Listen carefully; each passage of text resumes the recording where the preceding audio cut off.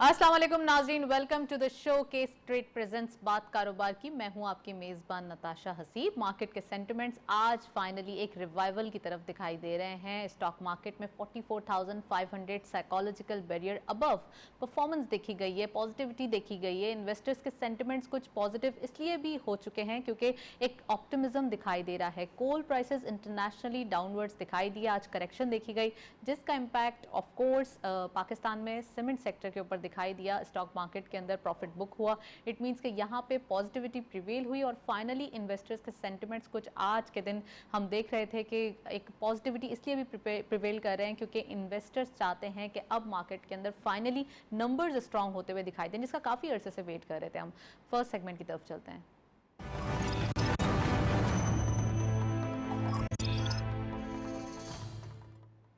Let's have a look on daily highlights. आज की market की परफॉर्मेंस देखते चलते हैं। ओपन हुई मार्केट 44,373.23 के लेवल पर। हायर साइड मार्केट गई 44,947.38। बहुत ज़बरदस्त हायर साइड पे आज दिखाई दे रहा है। इट मीन्स कि डेली परफॉर्मेंस के मुताबिक एक अच्छी चेंज देखी जा रही है। Lower was 44,373.23 and finally closure well above 44,500 psychological barrier 44,586.04 यानी कि 212.81 का इजाफा आज की मार्केट में स्पेसिफिकली देखा गया। टर्नओवर में करंटली 296.03 मिलियन शेयर्स ट्रेड किए गए हैं। कल के मुकाबले में पॉजिटिविटी देखी जाती है। 43.32 million shares and value wise भी एक बेहतर काम होता हुआ दिखाई दे रहा है। 10.45 बिलियन रुपीज़। वॉल्यूम लीडर्स में हम देख रहे हैं only one script being in red territory. WTL इस लिस्ट को लीड कर रहे हैं 0.15 के डिक्लाइन के साथ। 2.54 पे क्लोजर। 57.98 मिलियन शेयर्स ट्रेड किए गए। टेलीकार्ड सेकंड स्पॉट पे 0.66 का गेन देखा गया। 19.26 पे closure. 36.99 million shares traded and lastly treat 3.76 का गेन। 53.97 पे क्लोजर। 12.86 का कारोबार रहा। ये था वॉल्यूम लीडर्स और मार्केट की परफॉर्मेंस। कुछ वॉल्यूम लीडर्स में अब अगेन वही डोमिनेशन दिखाई दे रही है थर्ड टियर स्क्रिप्ट्स की, या हम कह सकते हैं पेनी स्टॉक्स की। नेक्स्ट सेगमेंट की तरफ चलते हैं।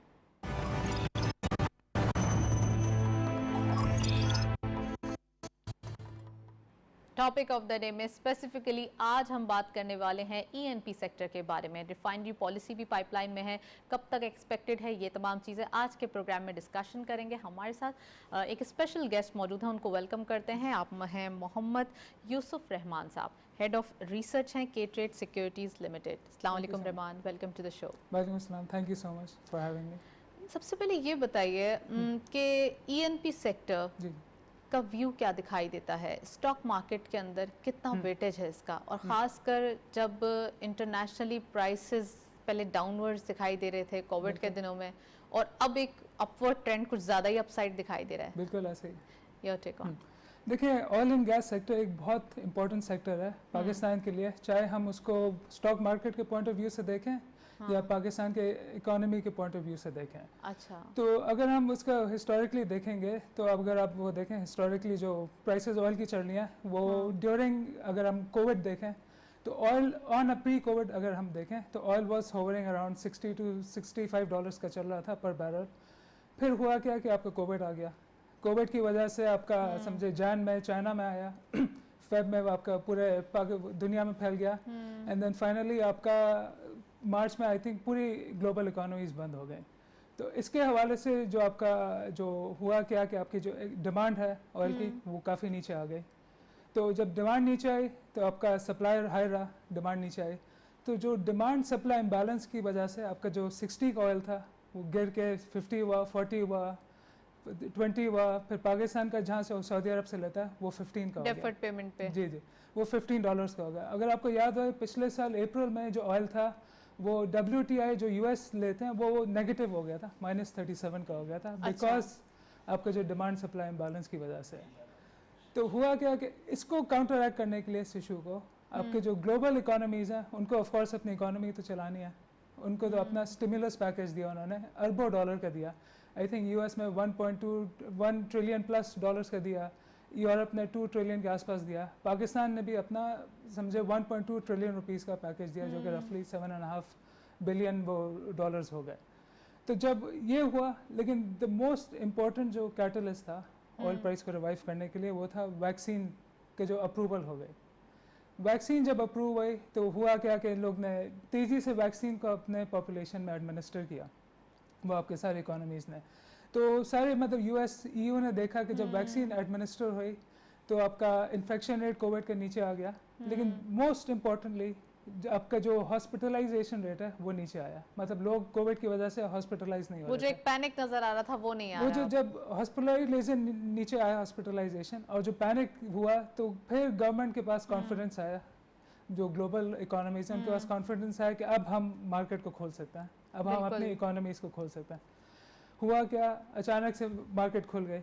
लेकिन अब ये देखें कि स्टिमुलस इन्होंने दिया हुआ है ट्रिलियंस का, सबके पास पैसा है, लेकिन 2020 में आपको पूरी समझे दुनिया बंद है। तो हुआ क्या कि जैसे ही अचानक से खुली, आपकी 2020 की डिमांड भी आ गई, मतलब वो पेंटअप डिमांड बोलते हैं, वो भी 2021 में आ गई, और 2021 की वो मतलब ऑर्गेनिक डिमांड थी। तो डिमांड आपकी बहुत तेज़ी से बढ़ गई। हुआ क्या कि आपका सप्लाई वो आपका नीचे था बिकॉज ऑफ कोविड, आपके प्रोड्यूसर्स ने सप्लाई नीचे कर दिया था। अचानक से हुआ क्या कि डिमांड बढ़ गई आपकी, और आपका वो ऑयल नीचे, और वो सप्लाई नीचे ही रही।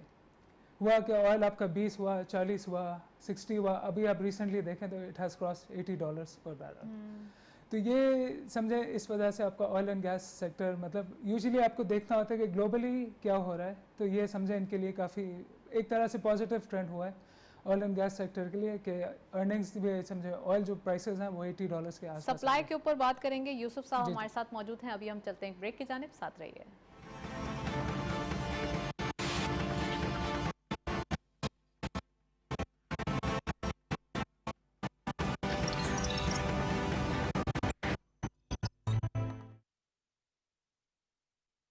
मैं इन्वेस्ट करता हूं सिर्फ पाकिस्तान में, वो भी खादिम अली शाह बुखारी सिक्योरिटीज की K-Trade ऐप से, क्योंकि वहीं से मुझे मिलता है अपनी इन्वेस्टमेंट पे टोटल कंट्रोल। रोशन डिजिटल अकाउंट के थ्रू खादिम अली शाह बुखारी सिक्योरिटीज को अपना ब्रोकर मुंतखब करें। तो अब करो इन्वेस्टमेंट पाकिस्तान में सिर्फ KASB की K-Trade ऐप के साथ।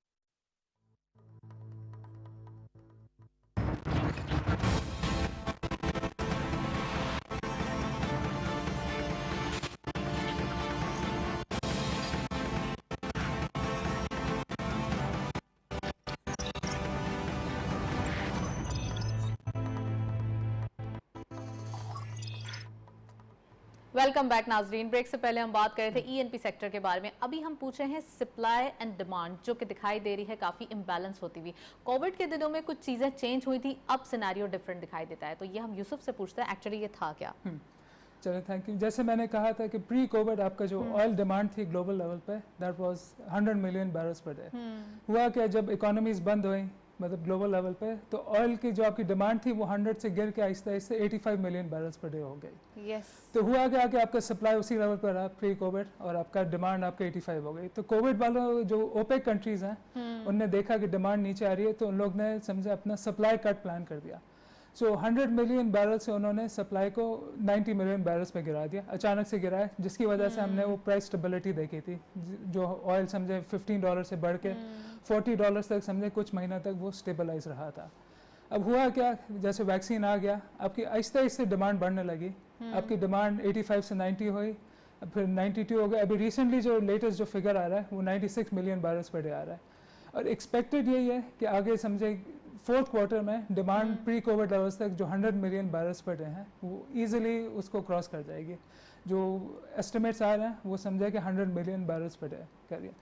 अब इस हवाले से आई थिंक आप वो अक्टूबर 4 को ओपेक वालों ने मीटिंग की थी, जिसमें काफ़ी लोगों ने उनको वो रिक्वेस्ट की थी कि आप अपना सप्लाई बढ़ा दें। एग्जैक्टली, क्योंकि रेट काफ़ी हद तक अपवर्ड दिखाई दे रहे हैं, और ये इन्फ्लेशन की कॉस्ट को या इन्फ्लेशन के नंबर्स को इंक्रीज करने में ज़्यादा हम कहेंगे कि प्रेशराइज कर रहे हैं। तो ग्लोबली क्या ट्रेंड देख रहे हैं आप, और ओपेक की मीटिंग से क्या आउटकम आने वाला है, क्या रिसर्च है इसकी? देखिए, ओपेक की मीटिंग में कुछ लोग एक्सपेक्ट कर रहे थे कि उन लोग अपना सप्लाई को बढ़ा देंगे। उनका इनिशियल जो प्लान था कि सितंबर 2022 तक वापस से अपने ओरिजिनल लेवल्स तक आ जाए, मतलब एक साल के अंदर दोबारा से 100 के ऊपर सप्लाई को ला दें। लेकिन उन्होंने, लोग बोल रहे थे आप इसको जल्दी करें क्योंकि डिमांड काफ़ी जल्दी से पिकअप कर गई। लेकिन ओपेक ने बोला कि उनके लिए प्राइस स्टेबिलिटी ज़्यादा इंपॉर्टेंट है रादर दैन कि डिमांड। उन्होंने 2 साल बहुत सफ़र किया है। जी जी बिल्कुल ऐसे ही हुआ। तो उस वजह से वो इन लोग ने अपनी प्रोडक्शन नहीं बढ़ाई, सप्लाई उसी लेवल पर रखा। अब हुआ क्या कि ऑयल आपका अब देखें तो 70 से बढ़ के अभी 82 का आई थिंक पीक हुआ था, रिसेंटली अभी थोड़ा सा ईज ऑफ हुआ है, $80 के ऊपर होवर कर रहा है। तो ये थोड़ा सा समझे एक्सपेक्टेशन थी लोगों का कि शायद बढ़ा दें, लेकिन उन्होंने अपना स्टिक किया, इन्होंने कहा कि हम उसी पेस पे जाएंगे। अब वही हम अगले साल सितंबर तक हम प्री कोविड लेवल जो 100 मिलियन बैरल्स पर डे है उस तक हम एक्सपेक्ट कर सकते हैं कि चलें मार्केट व्यू भी लेंगे यूसुफ आपसे, लेकिन अभी हम देखते चलते हैं रिपोर्ट ऑयल पे, आप फिर देखें फिर वापस आते हैं। पाकिस्तान में मौजूद ऑयल रिफाइनरीज 55% से जायद मुल्की जरूरियात को पूरा करती हैं। ताहम पाकिस्तान में ऑयल रिफाइनरीज की इस्तेदाद बढ़ाने के लिए बड़े पैमाने पर सरमायाकारी की जरूरत ताहाल मौजूद है। ऑयल रिफाइनरीज को कई मसाइल का सामना है जिन्हें हुकूमती ताउन के नतीजे में हल करने की कोशिश भी की जा रही है। नई पॉलिसी के साथ नई सरमायाकारी की जरूरत है और इतलात ये भी है कि हुकूमत ने पेट्रोलियम रिफाइनिंग के लिए नई पॉलिसी को हतमी शक्ल दे दी है। पॉलिसी के तहत डीप कन्वर्जन की रिफाइनरीज के कयाम के लिए मराठी पैकेज में तोसी दी जाने की उम्मीद जाहिर की जा रही है। पाकिस्तान में आज भी ऑयल रिफाइनरी में वही रिवायती अंदाज और टेक्नोलॉजी इस्तेमाल होती है जो कि कई दिहाइयों पहले हुआ करती थी, जबकि इस टेक्नोलॉजी का बुनियादी नुकसान यह है कि इसके जरिए से खाम तेल की वाफिद मिकदार जाया हो जाया करती है और नतीजतन नुकसान हुकूमती कांधों या फिर मुल्की खजाने पर ही आता है। हुकूमत की जानिब से जो पॉलिसी मुरतब की जा रही है उसमें जराये के मुताबिक 20 साल तक की टैक्स छूट के साथ कस्टम ड्यूटी में कमी और मशीनरी की दरामदात में हौसला अफजाई जैसे इकदाम शामिल हैं। ये भी इतलात है कि मुकामी सनत से मुशावरत के बाद पॉलिसी के फ्रेमवर्क को हतमी शक्ल दे दी गई है। Companies custom duty, holding tax या इंस्टॉल किए जाने वाले किसी भी सामान की दरामद या इंजीनियरिंग डेवलपमेंट बोर्ड के बिना तस्दीक के रिफाइनरी में इस्तेमाल होने वाले सामान पर टैक्स से इस्तिस्ना हासिल होगा। अपग्रेड, जदीद कारी और तोसी सख्त मॉनिटरिंग मैकेनिज्म के तहत होगी। तेल की सनत कमोबेश तमाम तरक्की याफ्ता ममालिक में एक बड़ी आमदनी कहलाती है। पाकिस्तान अब इस सनत को दवाम बख्शने के साथ साथ मुनाफे बख्श बनाने के लिए सरगर्म है।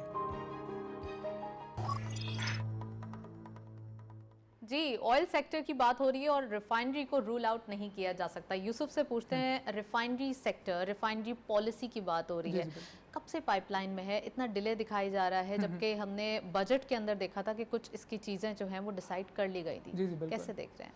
देखिए, रिफाइनरी पॉलिसी एक बहुत अहम पॉलिसी है। इसका बेताबी से एक तो रिफाइनरी सेक्टर भी इंतज़ार कर रहा है, हम इन्वेस्टर्स भी बहुत बेताबी से इंतज़ार कर रहे हैं इसका। तो देखिए, इसका जो की फीचर्स जो हैं कि क्या इनको बेनिफिट मिलेगा, और मैं जो डिस्कस करना चाहूँगा, व्हाई इज़ इट नेसेसरी कि पॉलिसी जल्द से जल्द अप्रूव हो जाए। जो की फीचर्स हैं, इनको एक तो ड्यूटी प्रोटेक्शन मिलेगी, 10% पेट्रोल पे मिलेगी, 10% HSD में मिलेगी, और जो दूसरा जो की फीचर है कि इनको न्यू इन्वेस्टमेंट्स के ऊपर 20 साल की टैक्स की छूट मिलेगी, मतलब इनको 20 साल का टैक्सेशन रिलीफ हो गया। तो ये दो इम्पोर्टेंट वो हैं जिनकी वजह से इनको एक थोड़ा सा इंसेंटिव्स दे रहे हैं कि इन्वेस्ट करें। अब रिफाइनरी सेक्टर क्यों वेट करिए बगैर पॉलिसी के इन्वेस्ट नहीं करेगी, बिकॉज उनको एक तरह से वो समझे they have to invest $500 to $600 million upgradation के लिए, और 1.5 से 2 अरब इनके डॉलर्स के इन्वेस्टमेंट होगी अगर ये नया प्लांट लगाएंगे।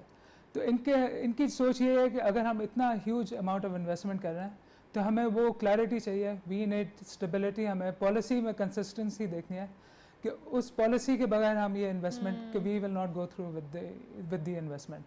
तो ये थोड़ा सा ये कंसर्न है कि हम अच्छा, पॉलिसी रेट को कैसे देख रहे हैं? क्या इम्पैक्ट देता है किसी भी सेक्टर की, या खासकर रिफाइनरी की बात हो रही है तो एक्सपेंशन में क्या इसका इम्पैक्ट आएगा? जी, ये जो आपका सारा जो वो होगा, जो पैसे रेस करेंगे वो मोस्टली थ्रू डेट होगा, चाहे वो फॉरेन इन्वेस्टर्स हों चाहे वो डोमेस्टिक इन्वेस्टर्स हैं। इनको क्योंकि इनकी बुक्स के पास इतनी कैपेसिटी नहीं है कि ये इक्विटी फाइनेंस करना है अरबों डॉलर की इन्वेस्टमेंट, तो इनको ऑफकोर्स डेट तो लेना पड़ेगा। तो जब पॉलिसी रेट बढ़ेगा तो ऑफकोर्स इनका थोड़ा सा कंसर्न होगा कि फाइनेंशियल कॉस्ट के कंसर्न इनको बिल्कुल होंगे। ENP सेक्टर की बात कर रहे थे, प्रॉफिटेबिलिटी की बात कर लेते हैं, क्या दिखाई दे रहा है इसकी प्रॉफिटेबिलिटी के अंदर? जी बिल्कुल। देखिए, यूजुअली लोग समझते हैं कि इनकी प्रॉफिटेबिलिटी डायरेक्टली लिंक्ड होती है ऑयल एंड गैस से। ऑयल समझे पिछले साल से ऑयल की प्राइस पहले 40 था, अभी 80 हो गया, तो लोग एक्सपेक्ट करेंगे कि इनकी प्रॉफिटेबिलिटी भी बेहतर होगी। आपको एक थोड़ा सा वो फैक्ट बताना चाहूँ कि पिछले 1 साल में जो आपके मेन जो ऑयल कंपनीज हैं, OGDC हो गया, वो पिछले 1 साल में 20% नीचे गिरा है। आपका PPL भी रफली समझे 18 से 20% नीचे गिर गया, इवन दो आपकी ऑयल प्राइसेस डबल हो गए हैं। इसका जो सबसे बड़ा जो कंसर्न है इस सेक्टर के लिए कि why is the sector not performing, वो है कि इनका सारा जो ऑलमोस्ट समझे significant amount of money circular debt में फंसा हुआ है। अगर मैं थोड़े से नंबर शेयर करना चाहूँ, इन दो कंपनीज अकेलों का रफली 600 बिलियन रुपीज़, 600 अरब रुपए इन दोनों कंपनीज के फंसे हुए हैं सर्कुलर डेट के ऊपर। अब होता है क्या है कि जब इनके पैसे फंसे होते हैं, इनके पास एक तो कैश फ्लो का इशू आता है तो इनको न्यू इन्वेस्टमेंट्स करना, न्यू एक्सप्लोरेशन एक्टिविटीज़ करना, वहाँ पे थोड़ा सा इनको इश्यूज आता है। और दूसरा जो वो है इनका जो कंसर्न है कि इनको इन्वेस्टमेंट के अगर पैसे भी होंगे, इनको ये कंसर्न होगा कि हम न्यू इन्वेस्टमेंट अगर करें भी तो ऐसा ना है कि उन इन्वेस्टमेंट्स में ही पैसे इनके फंसने लगे। तो ये दो मेन वजह हैं कि इन लोग मतलब इन्वेस्टमेंट नहीं कर रहा और स्टॉक परफॉर्म नहीं कर रहा। और फिर फाइनली वो जो ये है कि इनके पास डिविडेंड पेइंग कैपेसिटी नहीं होते, इवन दो बुक्स के ऊपर अर्निंग शो कर रहे हैं लोग, लेकिन इनके पास पैसे हैं नहीं डिविडेंड। यूसुफ, मैं यहाँ आपको पॉज करूंगी। हमारे साथ ओवर कॉल मोहम्मद आबिद अली साहब मौजूद हैं, उनको वेलकम करेंगे। हेड ऑफ इक्विटीज हैं MCB. Arif Habib asset management से इनका ताल्लुक है। अस्सलाम वालेकुम Arif, welcome to the show. वालेकुम सलाम नताशा। जी आबिद साहब, ये बताइए कि ओवरऑल ईएनपी सेक्टर की बात हो रही है, रिफाइनरी सेक्टर को भी हम कवर कर रहे हैं। पॉलिसी का डिले होना कितना ज़्यादा इम्पैक्ट दे रहा है ओवरऑल सेक्टर पे, क्योंकि काफ़ी अरसे से इन्वेस्टमेंट भी लोग करना चाहते हैं और काफ़ी अरसे से उनका यही वेट है कि पॉलिसी आ जाए जल्दी से, उसके बाद उनका जो एक सिनेरियो है वो क्लियर होते हुए दिखाई दे। Your take on. जी एक्चुअली जब आप रिफाइनरी सेक्टर की बात करते हैं पर्टिकुलरली, तो ये बहुत कॉस्ट इंसेंटिव प्रोजेक्ट्स हैं। एक जो जैसे हाइड्रो स्किमिंग रिफाइनरी तो खैर हमारे पास ऑलरेडी हैं। अभी ज़ाहिर है कि ज़रूरत जो है वो यूरो कंप्लाइंट रिफाइनरीज की और जो डीप स्किमिंग रिफाइनरीज हैं उनकी है। ये ज़ाहिर है कि खाते एनर्जी कॉस्ट इंटेंसिव प्रोजेक्ट्स हैं। तो जब तक इसमें कोई क्लैरिटी नहीं होगी in terms of returns, in terms of policy, तो जाहिर है किसी भी इन्वेस्टर के लिए ये 10 या 15 अरब डॉलर कमिट करना वो जाहिर है कि इतना आसान नहीं होता। तो इसीलिए जब तक जो है कोई क्लैरिटी इस पे इमर्ज नहीं होगी, किसी के लिए भी ये इन्वेस्टमेंट करना मुश्किल होगा। ये डिफिकल्ट हो सकता है, आप समझते हैं। अच्छा, प्रॉफिटेबिलिटी क्या दिखाई देती है ईएनपी सेक्टर की अब जबकि international oil price upward trend show कर रहे हैं और यही ट्रेंड फर्दर भी विटनेस किया जाना है? तो अब आप पाकिस्तान के अंदर ईएनपी सेक्टर की क्या प्रॉफिटेबिलिटी देख रहे हैं आने वाले दिनों में? हाँ जी, जिस तरह अगर यहीं से मैं एक साल पहले की सारा स्नैरियो देखूं, तो फिस्कल ईयर 21 के अंदर अगर हम लोग ऑयल प्राइस देखें तो तकरीबन $54 पर बैरल एवरेज थी, जबकि आज अगर मैं ऑयल प्राइस देखूं तो वो 80 को क्रॉस कर चुकी है। और ये अगर आप लोकल ईएनपीज की बात करें तो जाहिर है कि ऑयल, एक तो ऑयल प्राइस और दूसरा जो यूएसडी पीकेआर का एक्सचेंज रेट है वो बुनियादी रोल प्ले करते हैं इनकी प्रॉफिटेबिलिटी के अंदर। चाहे ऑयल की प्राइस हो चाहे गैस की प्राइस हो, दोनों प्राइसेस जो है वो क्योंकि एक्सचेंज रेट लिंक भी हैं, तो इन दोनों का इम्पैक्ट जो है वो इस साल हम लोगों को लगता है कि मैग्नीफाइड नजर आएगा। अगर हम लोग जो है वो एक $70 की भी ऑयल प्राइस को ज्यूम करें तो हम लोगों को लगता है कि तकरीबन 26-27 रुपए के करीब जो है वो प्रॉफिटेबिलिटी हम ओजीडीसी की देख सकते हैं। इसी तरीके से जो है वो अगर मैं इसी को जो है वो लास्ट ईयर से कंपेयर करूं तो आपको एक जो है वो स्ट्रॉन्ग ग्रोथ जो है वो इमर्ज होती हुई नजर आ रही है। मैसिव चेंज दिखाई देगा। रिफाइनरी सेक्टर और ईएनपी सेक्टर दोनों को पाकिस्तान स्टॉक एक्सचेंज में कैसे देख रहे हैं अब जबकि ये प्राइस भी अच्छी होते हुए दिखाई दे रही है और इसका इम्पैक्ट भी पॉजिटिव आ सकता है? अच्छा देखिए, जिस तरह आप इसको प्राइस पर लिंक कर रही हैं, आज हम लोग जो है वो अगर ऑयल की प्राइस अच्छी देख रहे हैं, इंटरेस्टिंगली अगर मैं इसी को कंपेयर करूं, आखिरी दफा हम लोगों ने ये प्राइसेस जो है वो अक्टूबर 2018 के अंदर देखी थी। बिल्कुल। और उस $80 पर बैरल के ऊपर PPL was trading around 170 rupees. इसी तरीके से ओजीडीसी का जो स्टॉक है वो 150 रुपए के ऊपर था। और अगर मैं इसी को ट्रांसलेट करता हूँ प्राइस टू अर्निंग में, तो ये दोनों स्टॉक्स जो है वो 8 टाइम्स मल्टीपल के ऊपर ट्रेड कर रहे थे। इंटरेस्टिंगली जिस तरीके से मैंने अभी थोड़ी देर पहले आपको हाईलाइट किया कि इनके जो रेवेन्यूज हैं वो डॉलर के साथ लिंक्ड हैं। 2018 के अंदर $80 पर बैरल जो है वो क्रूड ऑयल तो था ही, मगर उस वक्त जो डॉलर था वो 130 के अराउंड था। आज वही $80 का जो बैरल है क्रूड ऑयल का, मगर डॉलर 170 का हो चुका है। Exactly. तो अगर मैं सिर्फ और सिर्फ crude in terms of crude बात करूं तो तकरीबन 31% का रेवेन्यू पर बैरल जो है वो इंक्रीज होता हुआ नजर आ रहा है मुझे। बिल्कुल। तो अब इसी को जाहिर है जिस तरीके से आपने जो है वो स्टॉक प्राइस के पर्सपेक्टिव से बात की, तो इन्हीं क्रूड ऑयल प्राइसेस के ऊपर ये ईएनपीज जो है इनके मल्टीपल जो है वो 8 टाइम्स से ऊपर थे। और इंटरेस्टिंगली अगर मैं यहाँ से 1 ईयर फॉरवर्ड देखूं तो इसी ऑयल प्राइस के ऊपर इन स्टॉक्स के मल्टीपल जो है वो 3 से भी नीचे है। Last time they were trading around closer to the market multiple, जबकि अभी जो है वो तकरीबन 50 to 60% below the market multiple जो है वो ट्रेड कर रहे हैं। और जिस तरीके से यूसुफ ने भी अभी हाईलाइट किया, and I tend to agree with him, कि इसकी बुनियादी वजह सर्कुलर डेट है। अगर आप देखिए लास्ट टाइम जो इतने स्ट्रॉन्ग मल्टीपल थे उसमें भी कंपनीज जो है वो कुछ ना कुछ डिविडेंड दे पाई थी। जिस तरीके से अभी यूसुफ ने भी हाईलाइट किया कि तकरीबन 640 अरब रुपए जो है वो इन्हीं कंपनीज के फंसे हुए। तो मेरा ख्याल है कि डीप वैल्यूएशन है, डिस्काउंट्स बहुत ज्यादा है, मगर इनका स्टॉक प्राइस परफॉर्मेंस के अंदर रियलाइज होना उसी वक्त होगा जब गवर्नमेंट जो है वो सर्कुलर डेट का प्रॉब्लम जो है वो उसके लिए कुछ करती है। एग्जैक्टली, ये चैलेंजेस हैं, इनको रूल आउट नहीं किया जा सकता और इन चैलेंजेस को टैकल करना भी ज़रूरी है। इक्विटीज़ की बात होगी, क्या एडवाइस करेंगे न्यू इन्वेस्टर्स को कि वो मार्केट के अंदर आएँ और ईएनपी सेक्टर को कैसे मोबिलाइज करें अपने पोर्टफोलियो के अंदर? जी, मार्केट को अगर मैं इन टर्म्स ऑफ वैल्यूएशन बात करता हूँ तो इस वक्त जो है वो बहुत डीप डिस्काउंट के ऊपर जो है वो वैल्यूएशन अवेलेबल है। अगर आप इवन मैं ईएनपी सेक्टर की अगर मैं बात करूं, जो पे out ratio last year maintain हुई है, अगर मैं वही पे आउट रेशो की बात करूं तो इस वक्त ओजीडीसी जैसा स्टॉक जिसको जाहिर है कि बहुत ज्यादा इस वक्त जो है वो कैश फ्लो के इश्यूज हैं, it is still offering 11% dividend yield. और जाहिर है कि इसमें से यहाँ से स्टॉक के अंदर डाउन साइड पोटेंशियल जो है वो कम है, मगर क्योंकि ग्रोथ जो है वो इस स्टॉक के अंदर हम लोगों को इतनी ज्यादा मटेरियलाइज होती हुई नहीं नजर आती है, और इसी तरीके से जो है वो कैश फ्लो के इसके इशू जब तक रिजॉल्व नहीं होते, हम लोगों को लगता है कि यहाँ से एब्सोल्यूट रिटर्न तो इसके अंदर आ सकता है, ठीक है, मगर इसमें ये मार्केट को शायद अंडर परफॉर्म ही करता रहे जब तक जो है वो कैश फ्लो के प्रॉब्लम इसमें जो है वो सॉल्व नहीं होते। और अगर जिस तरीके से आपने मार्केट के पॉइंट ऑफ व्यू से बात की, तो मार्केट इस वक्त जो है वो अपने हिस्टोरिकल मल्टीपल से बहुत डीप डिस्काउंट पे ट्रेड कर रही है। और मैं ये समझता हूँ कि इस वक्त नए आने वाले इन्वेस्टर्स के लिए ये बहुत अच्छा मौका है कि स्टॉक मार्केट में ऑन एवरेज डिविडेंड यील्ड जो है वो 8% से ज्यादा है इस वक्त।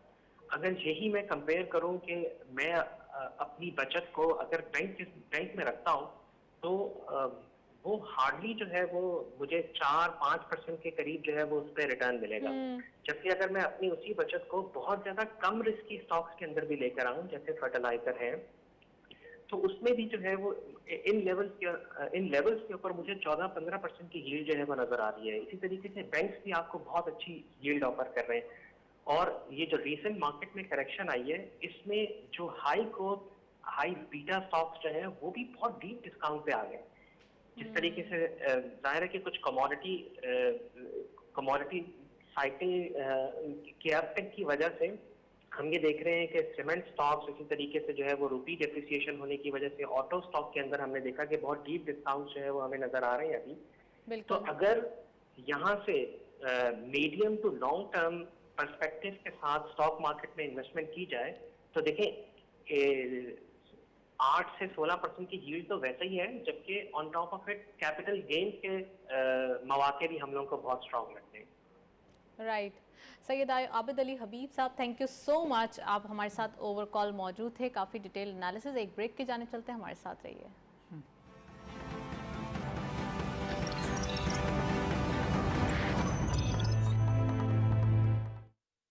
मैं इन्वेस्ट करता हूं सिर्फ पाकिस्तान में, वो भी खादिम अली शाह बुखारी सिक्योरिटीज की के-ट्रेड ऐप से, क्योंकि वहीं से मुझे मिलता है अपनी इन्वेस्टमेंट पे टोटल कंट्रोल। रोशन डिजिटल अकाउंट के थ्रू खादिम अली शाह बुखारी सिक्योरिटीज को अपना ब्रोकर मुंतखब करें।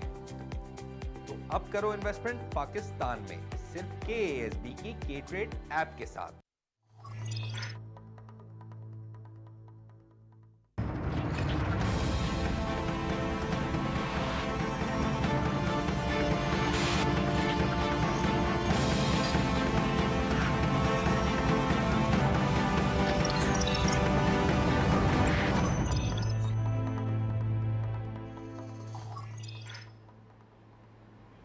वेलकम बैक नाजरीन। ब्रेक से पहले सैयद आबिद अली साहब हमारे साथ मौजूद थे। काफ़ी डिटेल एनालिसिस था स्टॉक मार्केट पे और ख़ासकर ईएनपी सेक्टर पे। यूसुफ साहब से पूछते हैं कि क्या उनकी राय दिखाई दे रही है।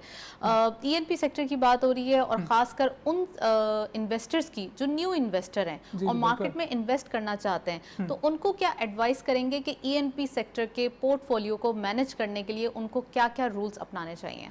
देखिए, ईएनपी सेक्टर को जो सबसे इम्पोर्टेंट चीज़ फैक्टर्स होता है, आपको एक तो ऑयल प्राइसेस देखना होता है, आपको वो देखना होता है डॉलर का वो मूवमेंट देखनी होती है, और आपको वो दो फैक्टर्स हैं जो इनकी प्रॉफिटेबिलिटी को डायरेक्ट करते हैं। मतलब अगर आप थोड़ा सा आपको गेज करना है कि ऑयल सेक्टर की ट्रेजेक्टरी कहाँ जा रही है प्रॉफिटेबिलिटी की, तब ये दो सेक्टर्स को देख सकते हैं।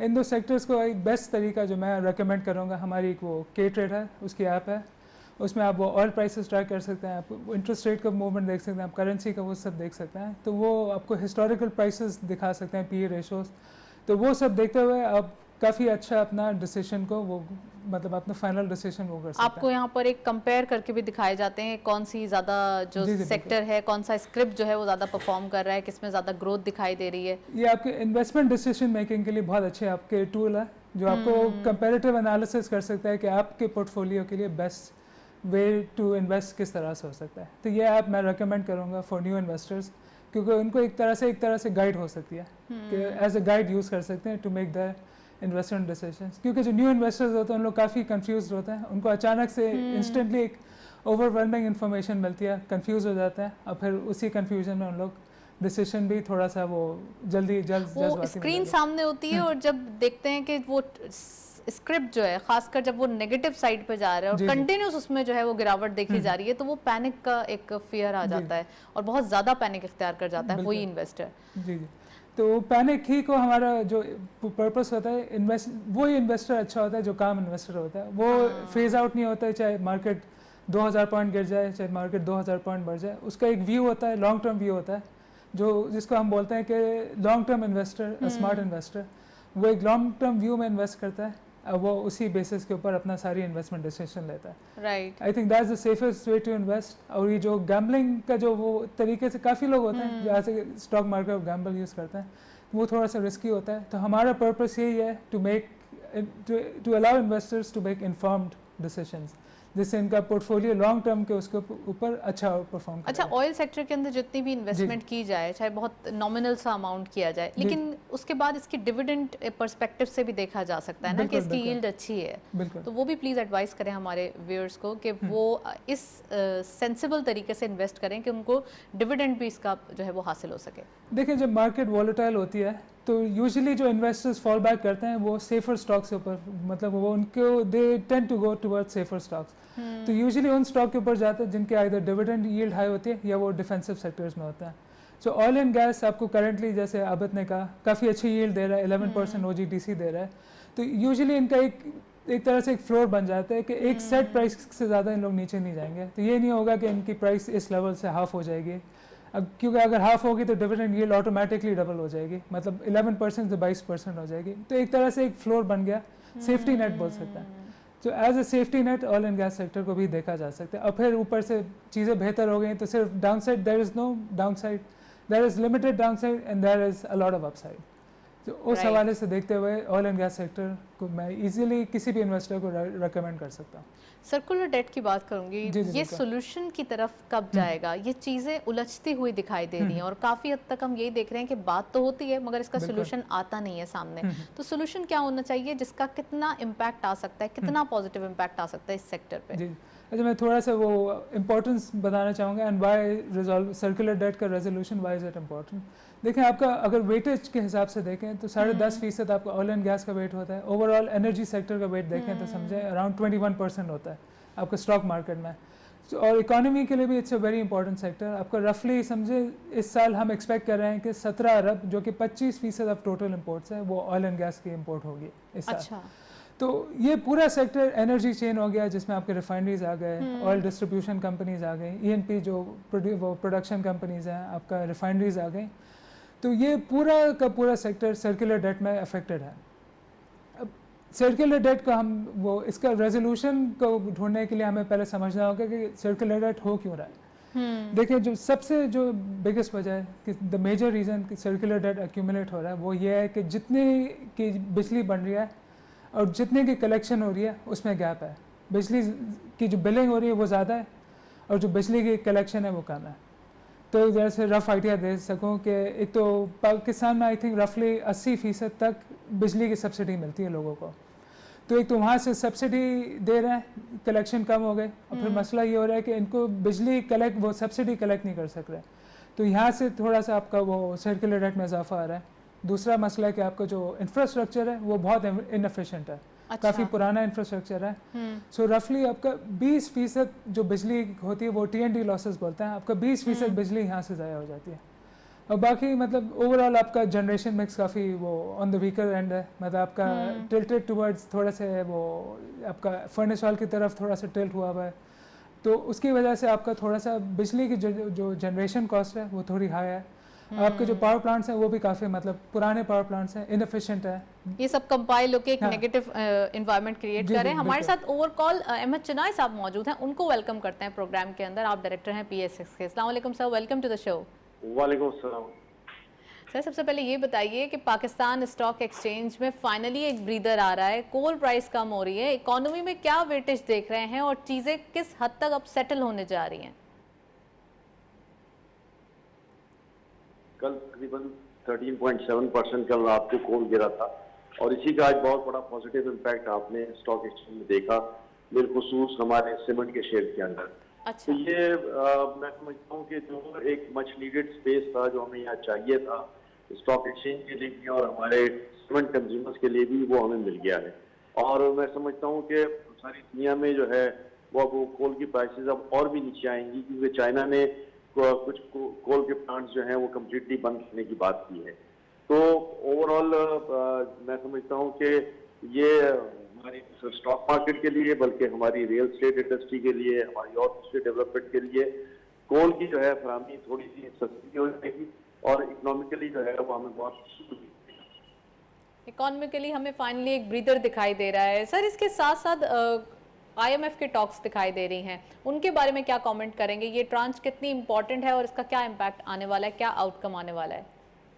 देखिए, कोई भी ट्रांच जो है जिसके लिए पाकिस्तान उस प्रोग्राम में जाना चाहता है वो पाकिस्तान के लिए इम्पोर्टेंट है, जबकि तो हमने ये सेक्रीफाइस किया है और हम वहाँ गए हैं। तो हमारे लिए इसकी इम्पोर्टेंसी बिल्कुल बरकरार है। जहाँ तक इसके बेनिफिट्स का ताल्लुक है तो मैं समझता हूँ कि एक बहुत बड़ा पॉजिटिव इम्पैक्ट आएगा कि पाकिस्तान के पास जो कैश फ्लो का इशू है वो ओवरऑल इकोनॉमी में जो है वो बेहतर हो जाता है। नो डाउट के ये लोन्स हैं जो हमें कल जाके वापस करने हैं, लेकिन एक ब्रीदर पाकिस्तान को चाहिए, ब्रीदिंग स्पेस चाहिए। तो ENP सेक्टर की बात हो रही है, आज प्रोग्राम का हमारा टॉपिक भी यही है, कितना इम्पॉर्टेंट है अब ऑयल प्राइस जो कि अपवर्ड जा रही हैं इसको डाउनवर्ड्स रखना, क्योंकि एक इन्फ्लेशन का ट्रेंड भी देखा जा रहा है। Your take on.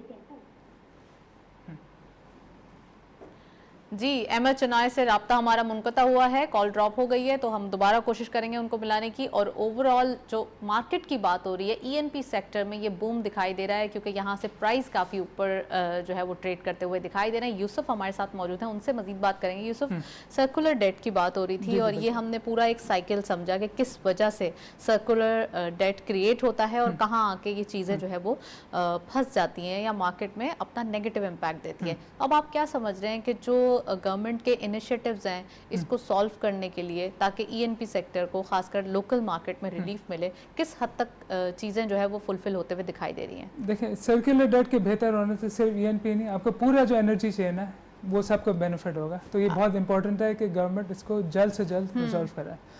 जो सबसे आसान स्टेप है, जो कि ईजिली कोई भी मतलब रिकमेंड कर सकते हैं, ईजीएस्ट स्टेप क्या है कि पावर टैरिफ बढ़ा दें और सब्सिडी ख़त्म कर दें। सबसे बड़ा मसला यही है कि इसका आवाम से बैकलैश बहुत बड़ा आएगा। एक तो आपका आवाम, ऑफ कोर्स आवाम को इन्फ्लेशन काफ़ी हाई हो गया, तो ईजिली पावर टैरिफ बढ़ाना नहीं है। इवन तो अगर अभी जैसे इन्होंने कहा, इंसाफ ने कहा कि वो IMF प्रोग्राम में जा रहे हैं, सो IMF प्रोग्राम की जो सबसे बड़ी जो कंडीशन है कि पाकिस्तान को पावर टैरिफ बढ़ाना है, लेकिन जो गवर्नमेंट है वो एकदम एग्रेसिवली इसके अगेंस्ट है। वो बोल रहे हैं कि हम दूसरा एवेन्यू ढूंढेंगे कि पावर टैरिफ नहीं बढ़ाएं और हम डिफरेंट, ऑलरेडी बहुत हाई है पावर टैरिफ देखा जाए तो ये कंसर्न है इन्हें कि अगर हम मज़ीद बढ़ाएंगे पावर टैरिफ तो एक तो इन्फ्लेशन का भी मसला आएगा, आपके जो इंडस्ट्रीज़ हैं उनको भी मतलब समझें उनके लिए भी इन्फ्लेशनरी प्रेशर आएगा, तो फिर उनके ग्लोबल एवेन्यू में भी कम्पिटिटिवनेस नीचे आ जाएगी, मतलब उनको चीज़ें एक्सपोर्ट करना मुश्किल होगी। पाकिस्तान में अगर डोमेस्टिकली चीज़ें महंगी होंगी तो हम फिर we will be more incline towards कि हम इंपोर्ट करके सस्ता हासिल ले रहे हैं।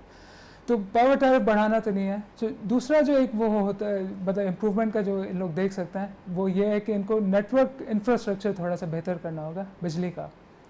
तो आपको जो 20% के जो नुकसान आ रहा है मतलब एवरी वो उसमें लाइन लॉसेस जो होती हैं 20%, नेटवर्क इंफ्रास्ट्रक्चर इंप्रूव होगा, नए ग्रिड्स लगेंगे, नई मतलब लाइंस लगेंगे। अच्छा, ये तो बहुत ही एक अजीब सा सिस्टम रहा ही है, हुक सिस्टम रहा है, और कराची में तो काफी केबल्स वगैरह दिखाई दे। लाइन लॉसेस को कैसे कंट्रोल किया जाए, ये तो need of the hour of course है, लेकिन इसको निपटा इससे कैसे जाए, ये तो बहुत बड़ा एक चैलेंज है और हमेशा से रहा है। देखिए ये इंस्टेंटली 6 महीने साल में रिजॉल्व नहीं होगा, it's a long term project, $multi-billion investment लगेगी मिनिमम। अगर हम नेशनल लेवल में अगर इम्प्रूव करना है एटलीस्ट 5 to 10 ईयर्स के बीच में हम एक्सपेक्ट कर सकते हैं कि ग्रेजुअल इम्प्रूवमेंट के line losses I think global level पे 2 से 3% होता है, वही जो हीट रेजिस्टेंस हीट डिसिपेशन होती है वो मतलब नेचुरल होता है। तो हमारे जो 20% से गिर के जो 2% तक जाना होता है तो उस तक पहुंचने के लिए मतलब इट्स अ लॉन्ग प्रोसेस, लेकिन इट्स अ नेसेसरी, बहुत ज़रूरी प्रोसेस है, अहम प्रोसेस है कि ये नेटवर्क अपना इंफ्रास्ट्रक्चर को जो इसको इम्प्रूव करे, ट्रांसमिशन इंफ्रास्ट्रक्चर को। ट्रांसमिशन अच्छा यहाँ पे लोड शेडिंग का भी इशू आता है। जी जी।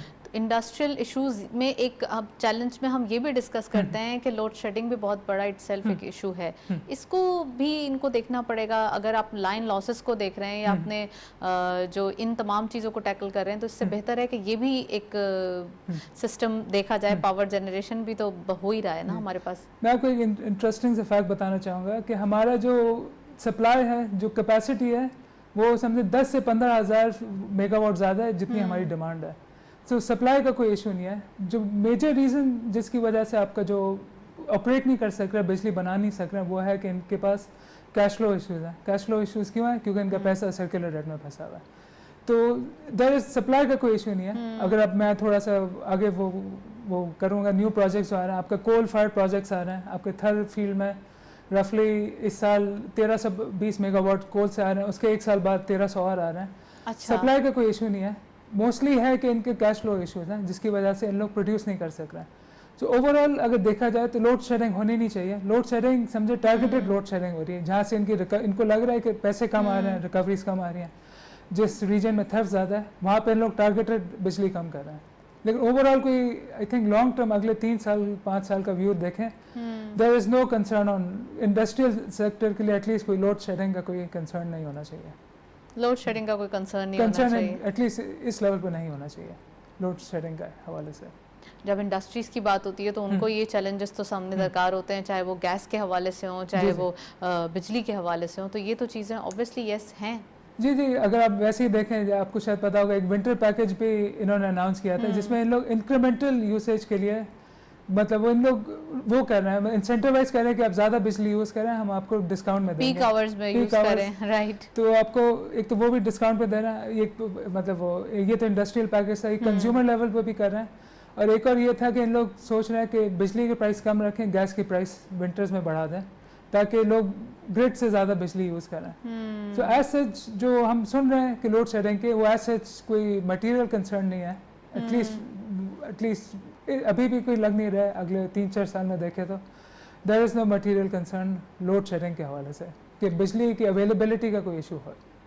स्टॉक मार्केट की बात करते जी हैं, जी, ईएनपी सेक्टर और ओवरऑल रिफाइनरी सेक्टर कैसे देख रहे हैं और उनका आउटकम फ्यूचर क्या दिखाई दे रहा है? देखें, जैसे मैंने कहा ईएनपी सेक्टर पिछले 1 साल में समझे पूरे सेक्टर को देखें तो 10% नीचे है, इवन ऑयल प्राइसेस बढ़ गए। मेन कंपनीज ओजीटीसी देखें 20% नीचे है। इनको इम्प्रूव होने के लिए एक ही वो है कि आपको सर्कुलर डेट को रिजॉल्व करना है। रिफाइनरी सेक्टर को अगर परफॉर्मेंस देनी है तो वो रिफाइनरी पॉलिसी अप्रूवल होगी। अगर जो करंट इंसेंटिव जो अंडर डिस्कशन है, टैरिफ प्रोटेक्शन हो गया, टैक्सेशन रिलीफ हो गई 20 साल की, अगर वो अप्रूव हो जाए, सेक्टर को क्लैरिटी मिल जाए तो ये सेक्टर समझे मल्टीफोल्ड परफॉर्मेंस दे सकते हैं। मतलब ये नहीं कि कुछ फीसद डबल ट्रिपल भी हो सकता है। ये सेक्टर्स। चलें सेक्टर की प्रॉफिटेबिलिटी पे और ख़ासकर जो अभी स्क्रिप्ट्स वाइज हम बात करने जी, वाले जी। हैं, लेकिन अभी हम चलते हैं नेक्स्ट सेगमेंट की तरफ। जी।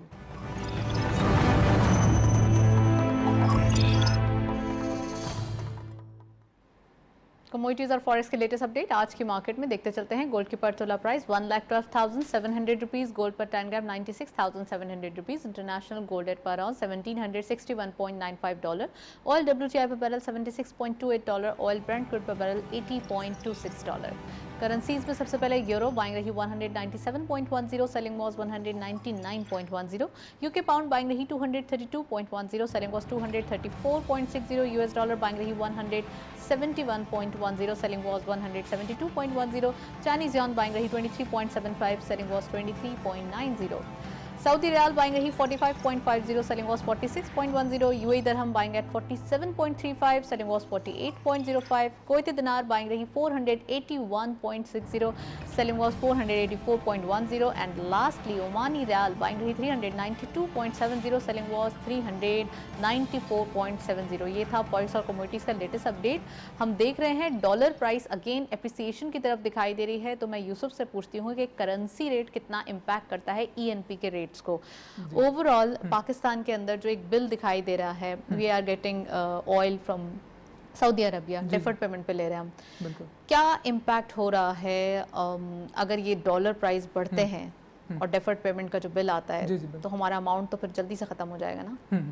देखिए, आपका जो करेंसी का जो डायरेक्शन जो वो सेट करता है वो होता है आपका जो करंट अकाउंट डेफिसिट होता है। आप सुन रहे होंगे कि पिछले महीना भी 1.5 अरब का डेफिसिट आया। अगर हम पिछले 3 महीने का देखें तो समझें 4 अरब का डेफिसिट आ रहा है। अच्छा, तो क्योंकि आपकी इंपोर्ट बिल इतनी बढ़ रही है, उसकी वजह से आपका इंपोर्ट बिल बढ़ रहा है, करेंसी के ऊपर प्रेशर आ रहा है। काफ़ी हद तक मतलब काफ़ी डिले किया था मेरे हिसाब से स्टेट बैंक ने इंटरेस्ट रेट्स बढ़ाने में। अभी फर्स्ट स्टेप लिया है थोड़ा सा मतलब करेंसी को के ऊपर से प्रेशर हटाने के लिए, लेकिन क्योंकि थोड़ा सा डिले आ गया तो करेंसी आपका 152 का जो लो। राइट यूसुफ, मैं यहाँ आपको पॉज करूंगी, अभी हम चलते हैं ब्रेक के जाने पर। Stay tuned. जी।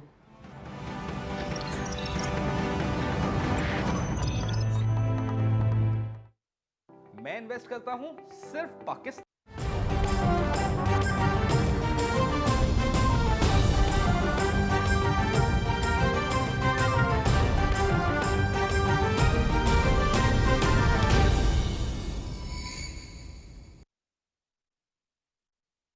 अल्लाहु अकबर, अल्लाहु अकबर, अल्लाहु अकबर,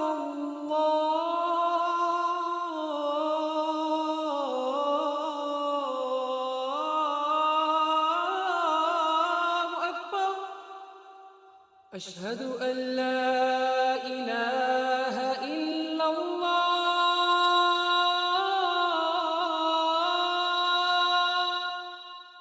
अशहदु अल्ला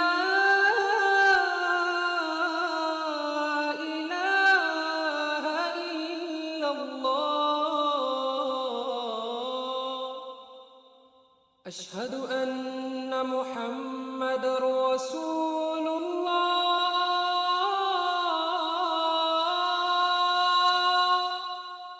अशहदु अन्ना मुहम्मदर रसूलुल्लाह,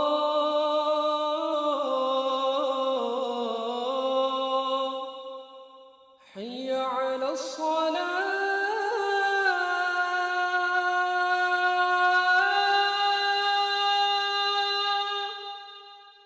हय्य अला الصلاة,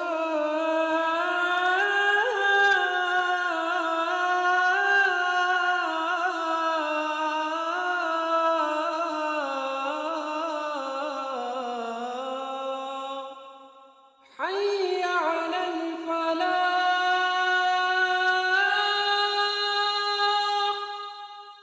حي على الفلاح.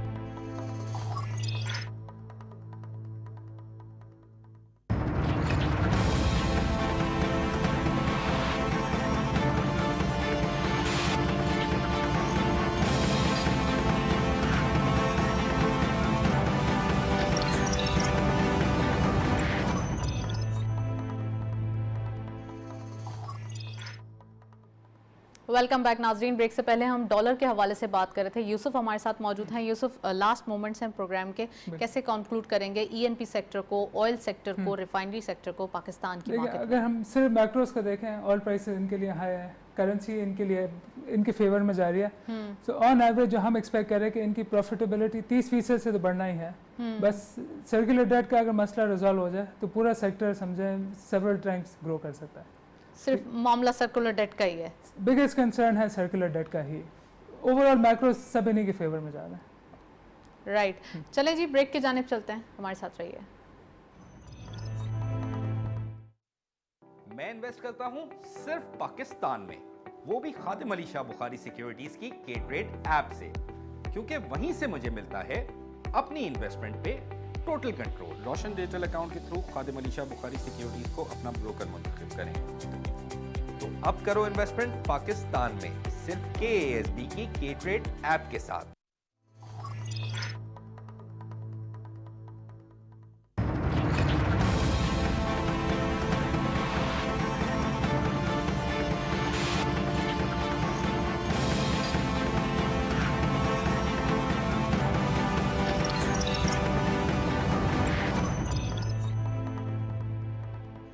वेलकम बैक नाजरीन। ब्रेक से पहले हम डॉलर के हवाले से बात कर रहे थे। आज ज़बरदस्त एनालिसिस हमने देखा। मोहम्मद यूसुफ साहब हमारे साथ मौजूद है। Thank you so much Mohammad Yusuf, आप हमारे साथ मौजूद थे। काफ़ी डिटेल एनालिसिस। आज ENP sector, oil sector, refinery sector, policy कैसे इम्पैक्ट करेगी और ओवरऑल स्मॉल इन्वेस्टर को क्या करना चाहिए, डिटेल डिस्कशन की। That's all. प्रोग्राम को वाइंड अप करते हैं। इजाज़त दीजिए, अल्लाह हाफिज़।